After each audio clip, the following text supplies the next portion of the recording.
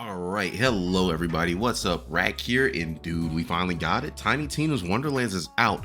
I've been waiting on this game for a long time because I kind of got bored of Borderlands 3. I think everybody hit that point with Borderlands 3, and Tiny Tina came like just in time. But I will say the game's not without its flaws, but I feel as if these few flaws are going to get ironed out in the next couple of hot fixes that they've kind of started doing with Borderlands 3, in which I hope they do with Tiny Tina's, because that's going to give it a whole lot more longevity.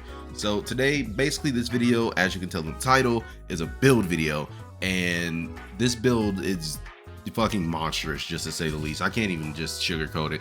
Like 100%, once we finally get the first balance patch, I'm pretty sure this shit is getting nerfed. It is what it is. So without further ado, let's go ahead and get into the tree. So basically for my build, I have Stabomancer and SpellShot. Really, Stabomancer isn't necessary in the slightest. I got Stabomancer thinking it was gonna be a little bit better, but it just, the way things worked out, maybe it's the gear I have right now, just Stabomancer isn't looking too friendly for my build right now. So I kind of went over into SpellShot, and SpellShot is quite honestly the best in the game, or it's Spore Master, or was it Spore Warden? One of the two, who cares? But SpellShot is fucking crap, to say the least. So when we go ahead, we're just gonna go ahead and start in Stabomancer. You don't put much in here. It's just extra points for stuff. Just increasing our melee, spell, and gun damage. We really don't use melee for anything. But we really got this for like just 15% spell and gun damage. Then we just got this, exploit their weakness. Whenever the Fate Maker applies a status effect to an enemy, the affected enemy takes increased damage from all sources for its duration. So this effect can stack per unique status effect. So let's say if we were to basically hit them with every single status effect we can, they would take increased damage, and it would stack up 6%. So times each status effect, basically. That's the best way I can explain it. Really good skill if you're if you're using ambidextrous, because you can just start loading somebody up with elements, and that's just free damage. So moving right along, we can go ahead and get into the SpellShot tree. We have spell critical hit chance. Pretty much I'm hitting crits regardless of what the hell happens. Like, I'm hitting crits all the damn time. This is just really good. I also have some points in this from my class mod. Yeah, dude, spell crits are just a thing. A portion of all increases the Fate Maker receives his spell damage is also applied to his gun damage. This is also really good. Basically think of it like this. With spell weaving, when we cast a spell or reload, we get a stack of spell weaving. And so what spell weaving normally does, it increases the spell damage that we get, and we get 5 stacks normally, but you're gonna see why I say normally, because I also did do some extra stuff into the tree. So we do a lot of spell damage and a lot of gun damage, basically, to say the least. So basically whatever you boost your spell damage, so if you have something that's boosting spell damage, your gun damage is going to get a little bit of that. So this next skill is just pretty much just reload speed is just 40%. That way we can just shoot faster and shoot more. Spell and action skill cooldown rate, that's super self-explanatory. Whenever the Fate Maker gains a stack of spell weaving, a portion of his ward is restored. So basically whenever we reload, or whenever we cast a spell, we're getting that back. So we get 10% of our shield back. But this also kind of coincides with this. Glass Cannon. The Fate Maker no longer automatically recharges his ward, but he gains drastically increased spell damage. So this one's iffy. If you want 30% more spell damage, which is actually a lot, and which does really good, you can, but you won't be recharging your shields normally. You'd have to rely on reloading your gun all the time or casting spells. So it can get you into some sticky ass situations to where you go down and you might not be able to get back up if you don't have an enemy close enough to you. Moving right back along, whenever the Fate Maker casts a spell, his guns deal bonus damage of that spell's element for a duration. This effect stacks once for each spell equipped. So basically what this means, by the way, it does only have 8 seconds, and it's 10% bonus damage. What this means is if you get one spell and then you get another spell, and if that first spell has cryo damage and the other one has, let's say, incendiary, you're gonna get both of those bonus damages, and they're gonna stack on top of each other. Well, I'm not gonna say stack on top of each other. Basically, you get both of those into your weapon. So you're basically going to be doing, let's say you pick a poison weapon. Once you cast a spell, you're going to be doing poison, cryo, and incendiary. So that is a really good skill, and it also helps out SpellShot a lot. Basically, this is just increasing the stacks of what we can earn. Pretty much, it's just 3 extra stacks. Nothing super complicated. Kill skill: whenever the Fate Maker kills an enemy, there's a chance that his currently equipped gun will be instantly reloaded. This chance is increased per stack of spell weaving. So basically, this is giving you a chance to not have to reload. It helps. Plus, it's a kill skill too, so that's also another thing. It helps. I like it because sometimes, like when I'm bossing something, I don't want to have to reload, because pretty much, dude, you don't have to reload, especially if you're using spells to where like it's a one-handed spell, to where like, you know, you can just keep shooting. You'll see what I mean. I'll show you guys some gameplay here in a sec.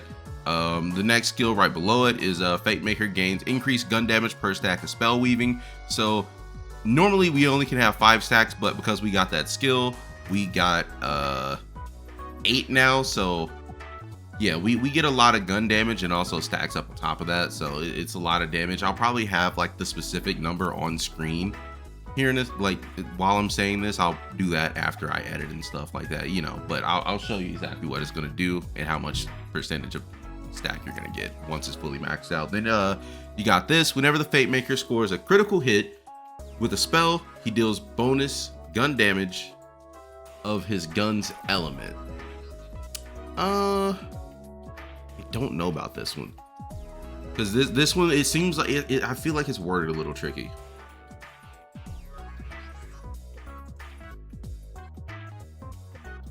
Yeah, that one I can't fully explain it because I don't fully understand it. So, but I just put 3 into it. It said bonus gun damage, and who doesn't like gun damage, dude? Then sever the thread. Gun critical hits have a chance to instantly reset all spell cooldowns. This skill has a short cooldown. So pretty much what this does is, if you're getting critical hits, you can like immediately cast spells again, but you're going to be casting spells ridiculously fast anyway, so it doesn't really matter. We can go ahead and move over to the hero stats. Basically how I did mine is that I maxed out intelligence because I want spells coming immediately. I maxed out my health and ward. I probably could have went critical hit damage or status or something like that, but it is what it is. I just didn't. It's not super necessary. Also, whenever you get class mods, you're gonna want to make sure they say Stabomancer power or SpellShot power, because this also increases your damage. So now, since I have the full 30, per stack I get 30% spell damage. So it's just a lot of nasty damage going on with this build now. So moving right along over to the weapons, mostly you're not super duper gear dependent. You're really not, at least not with SpellShot. Everything pretty much is just compliments. Especially, so I'm gonna say this now, with Ambidextrous, it doesn't count as an action skill. These are all spell castings. So you don't want a enchantment that says on action, well, yeah, on active skill. You don't want that. You're basically gonna want on spell cast all the time. So I really don't use melee weapons. I think melee weapons aren't that strong this go around so far. I'm pretty sure they're gonna probably buff them up eventually, as they always do whenever a game releases and we got some new stuff. You know, they probably start out a little bad, but over time they get better. I got this one: elemental damage increased by 20% for 5 seconds. Super useful if you're doing a quick little bossing, and then, like, you know, you can spam certain spells. I don't want to spoil people on certain legendaries, but I mean, some of the things you're gonna see in my build are going to include some of the legendaries, guys. I'm just sorry. I mean, the game's out, guys. You're gonna see some things. I can't, you know, maybe spoiler warning, maybe, but yeah. I got increased elemental damage for 5 seconds when I do a spell cast, and I also have this purple. I don't know what it is. This thing is stupidly strong. Even Moxie has said something about this kind of like, you need to pay attention to some of these purples because you're not going to be getting legendaries like that unless you're doing like Chaos Trials, which is in-game stuff. Yeah, pay attention to some of these purples because some of these purples are actually devastating. But yeah, I just wanted to highlight some of these enchantments specifically. I also have the same enchantment for the melee weapon on this gun. I don't use this gun, so this would be what I'm talking about on action skill start. Jesus Christ, I can't talk. Sorry guys. Yeah, that's not what you want for spell shot unless you're using polymorph, in which polymorph's useful, but you're not going to be using it over the ambidextrous. These rings really don't do much because I believe the red text in what it's saying down here while it says while currently equipped gun is low on ammo, effects are increased 50%. I think it applies to the pistol and SMG magazine size instead of gun damage up top. I don't think it applies to that. Same thing as this one. I don't think it applies to those things. But this is a really good class mod. Everything over on it kind of buffs it out. It makes it somewhat better. I got 10% fire rate, 25% gun damage, and 30% maximum health. And the trade-off for this would be because it boosts up my critical hit damage for 50%, but the total crit hit chance is reduced by 50%. And so what critical hit chance means is, what I'm believing is that normally if you were to just shoot somebody in the body and not like a crit point, you have a reduced chance to do crits, because I believe in this game crits you can just hit. I think everybody kind of has like built-in flak stuff from Borderlands 3. Curse Wit, super good. Oh, this is also super good. This enchantment on spell cast increased gun damage for 30% for 10 seconds. Stupidly good. It's really good. You just need to get it. Also, the Curse Wit special ability is that if I'm close to someone while my shield is depleted, I get 100% increased damage dealt to nearby enemies, and it is a monster. This I'm iffy on it because I don't really have a need for it, but I don't have any other amulets that are like super good, so I just kind of let it sit there. These spells, not anything major. I will highlight 2 spells though, because I've been using them and they've been carrying me through my gameplay pretty much. What this is right here is a fortifying sigil of unrelenting. What this does is that when you cast it, it places a sigil around you, and it's like a big dome bubble, and it increases all your damage by 20% while you're inside of it, and it heals you for 8% of your health every second.